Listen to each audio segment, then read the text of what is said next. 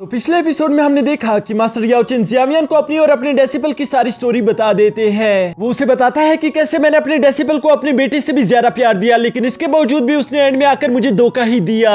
ये सुनकर जियावियन को काफी ज्यादा गुस्सा आ गया था, लेकिन साथ ही साथ वो मास्टर याओ चेन से कहता है कि आप मुझ पर पूरी तरह से यकीन कर सकते हो। मैं आपसे वादा करता हूँ कि मैं अपनी पूरी जिंदगी में आपको कभी भी किसी के सामने शर्मिंदा होने नहीं दूंगा। जिस पर मास्टर याओ चेन उससे कहते हैं कि हाँ, मुझे तुम पर पूरा भरोसा है। और इसके बाद एपिसोड के लास्ट में हमने देखा कि वो दोनों कनान कॉलेज की तरफ निकल चुके थे। अब आगे तो नेक्स्ट एपिसोड बिल्कुल उसी सीन से शुरू होता है जहां जियावियन अपने पर्पल विंग्स की मदद से कनान कॉलेज की तरफ उड़ता हुआ जा रहा था। तभी मास्टर याओ चेन रास्ते में उससे कहते हैं कि अब हम कनान कॉलेज की काफी ज्यादा करीब पहुंच चुके हैं, तो इसलिए मैं तुमसे कहना चाहूंगा कि तुम्हें अपनी पर्पल विंग्स को क्लोज कर लेना चाहिए, क्योंकि वो जगह सिटी ऑफ पीस से मशहूर है। और ये ना हो कि वो लोग तुम्हारे पर्पल विंग्स देखकर तुम्हें गलत समझ ले, जिसकी वजह से तुम्हें मुश्किलों का सामना करना पड़ सकता है। यहाँ अपने मास्टर की ये सारी बातें सुनकर हम देखते कि जियावियन फौरन से नीचे उतर आया था, जिसके बाद वो पैदल ही कनान सिटी की तरफ रवाना हो जाता है। यहाँ कुछ देर बाद हम देखते हैं कि आखिरकार वो कनान सिटी के एंट्रेंस गेट पर पहुंच चुका था, जहां ऑलरेडी बहुत सारे लोग मौजूद थे। लेकिन साथ ही साथ वो देखता है कि यहाँ की सिक्योरिटी काफी ज्यादा सख्त है, वो किसी को भी आसानी के साथ इंटर नहीं होने दे रहे थे,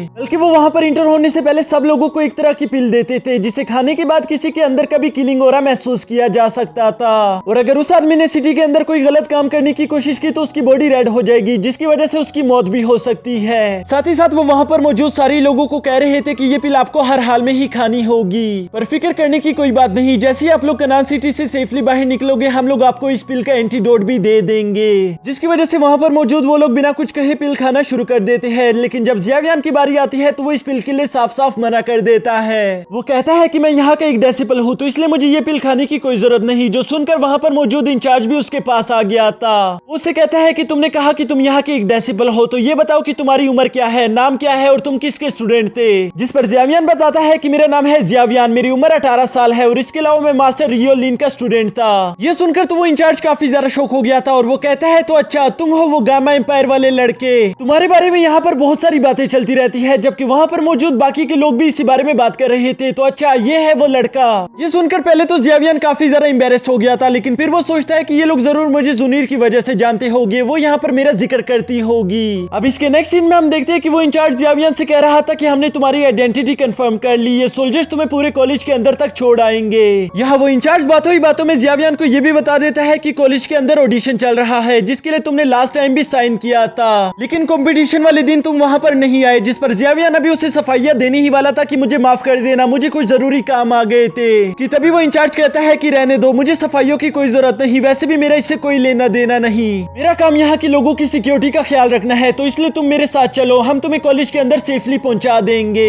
जिसके बाद हम देखते हैं कि जियावियन उनके साथ उनके फ्लाइंग शिप पर चढ़ गया था और ये लोग धीरे धीरे कनान कॉलेज की तरफ रवाना हो जाते हैं। जबकि दूसरी तरफ हमें कनान कॉलेज का फाइटिंग हॉल दिखाया जाता है, जहां जुनीर एक डेसिबल के साथ फाइट कर रही थी। और इस फाइट के दौरान हम देखते हैं कि जुनीर बहुत ही आसानी के साथ अपने सीनियर डेसिबल को हरा देती है, जिस पर हम देखते हैं कि वहां के लोग काफी ज्यादा खुश हो गए थे। वो कहते हैं कि जुनीर तो बहुत ज्यादा कमाल की है, हमें तो यकीन भी नहीं आ रहा उसने अपने सीनियर डेसिबल को इतनी आसानी के साथ हरा दिया।